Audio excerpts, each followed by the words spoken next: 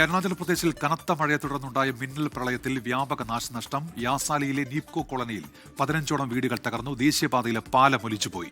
വിവരങ്ങളുമായി PR അരവിന്ദ് ഇപ്പോൾ ചേരുന്നുണ്ട്. ഡൽഹിയിൽ നിന്ന് അരവിന്ദ്, എത്രത്തോളം നാശനഷ്ടങ്ങളുണ്ട് അരവിന്ദ്?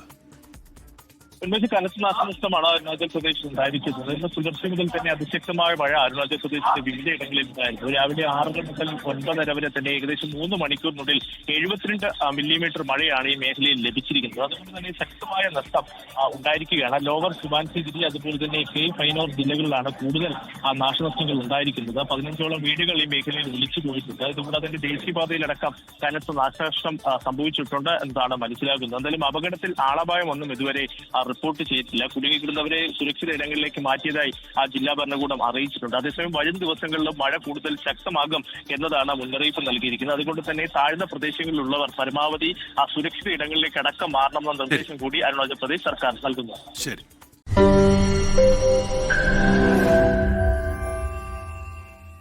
ലോകത്തെവിടെയായാലും ഏത് സമയത്തും 24 വാർത്തകളും ഓഗ്മെന്റഡ് റിയാലിറ്റി പാക്കേജുകളും എക്സ്പ്ലെയിനറുകളും വിശദമായി കാണാൻ ഞങ്ങളുടെ YouTube ചാനൽ നിങ്ങൾക്ക് സബ്സ്ക്രൈബ് ചെയ്യാം.